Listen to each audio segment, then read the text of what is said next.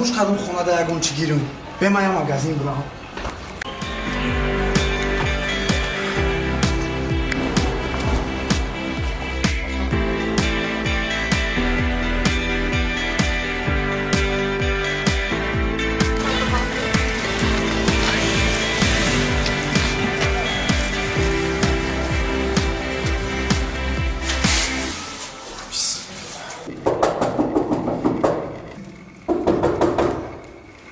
کجا باشن یا؟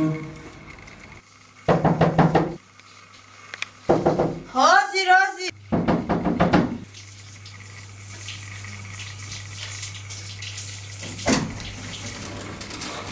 بیا بچه‌م بیا. سلام مادر. اومدی بچه جان. در بچه‌م جان بر وقت‌تر اومدی بچه‌م. روز کمتر کار بر وقت‌تر جواب شدیم.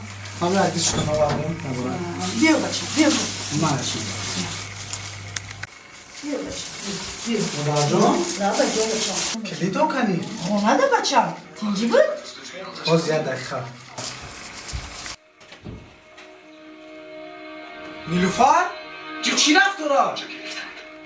چیکار کردم؟ تلویزیون تماشا کردم. تو چی در خونه کتای که تلویزیون تماشا داری؟ چی یگان کاری خطا کردم؟ ما آمدم شوهر دوما. بچه‌م تینجی. یه دقیقه مادر جان شما دخالت نکنه؟ تو برای چی نمیخواستی در اوی کنی؟ تو برای چی در خونه؟ من نفهمیدم که شما اومدین. بچه باید هر گاهی که من بیام بطه در اوی کنی. روی خیش تداری من شام بتی. یه دقیقه مادر جان یه دقیقه. باید کدامه که بیاید زنگی در شید باید تو بخیزی در اوی کنی. اینجا در مادر من به شما نگون خدمتگار نیست. بچه جان هیچ چیز نمیه بچه جان. مادر جان من نمیخوام که شما همه کلیتونا عیباش بجا کنید. بچه جان خطاهای میکنه شما با من بگید. بچه جان هیچی خطا نداره کلین بچه جان. جمع نکو بچه جان. بیا مادر جان شما پشتیبانی کلینتون نشوید. بچه جان عصبی نشه بچه جان همش ساز میشه بچه جان عصبی نشه بچه.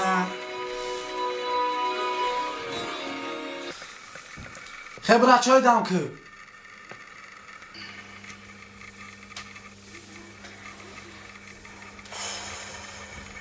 بچه جان دیزنگی نکو عصبوتا ویران نکو بچه جان. خیلی چی مشکلی چید؟ این مشکلی نشید؟ خیلی چی؟ من مادری تو میشم درد شدم. تو پسری من میشه بچه جان. هیچ گم نی؟ مادر جان شما مرا خطا فهمیده. من با اون خاطر با خونه کلین آوردم که دستیار شما باشم خدمت شما را کنم نه اینکه شما خدمت او را کنید. من این امی روز ای کار با بر وقتی اومدم همش بعد چشم خودم دیدم در همه جا شیشتگی در دستش پول همیشه با تلویزیون مشغول. بیا شما هم پشتیبانی کلینتون نشوید. خودتون میدونی بچه جان.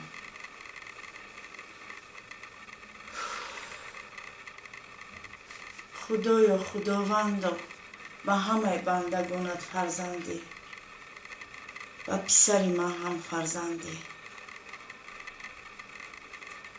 پسر جان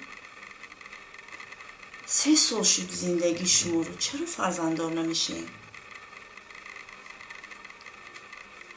یک بار به دکتر چرا نرفتین بچه جان؟ مادر جان من چند مرتبه به دکتر رفتم. تشخیص دکترها من سلیم آوردم. من سلیم هستم. پس کلین رو با من چندین بار با کلینتون میگویم بیا با دکتر رویم یک از تشخیص دکتر گذاریم و همیشه دستکشی میکنم. نمیخواهد با دکتر رفتن. معلوم شد که کلینم گناهکار. همین که پسر و مادر یک جا شده فقط گپ مرا گپ میزنه.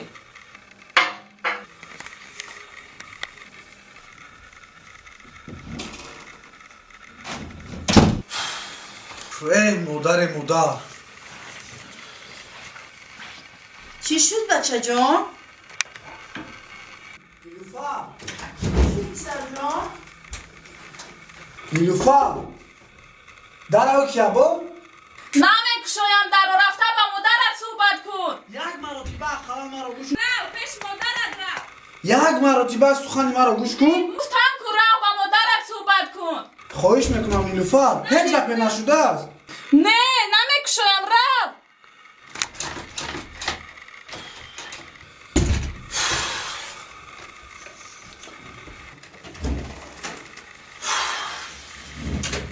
چی شد بچه جون؟ بیا دیگه هیچی نپرسیم مادر جان الکای کار از کار گذاشت چی سخنی بده بود شما گفته الکای چی گفتم من بچه جون؟ من یکون چی نگفتم؟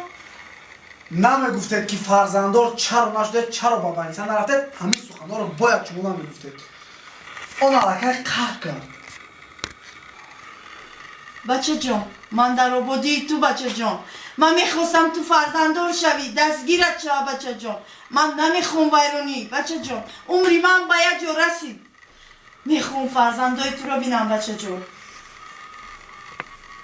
مادر بیا بس کنید شما فکر میکنید که ما خوشبخت میشویم سخنانی که شما گفته باعث خانه ویران کنی ما گردید شما خودتون رو فکر کنید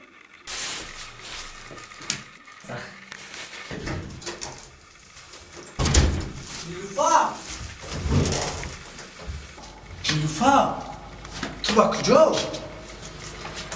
ادختم مرا ایدن сар бе.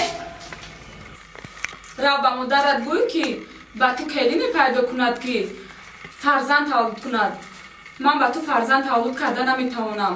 ба ту бахти сафед. نیلوفر برگرد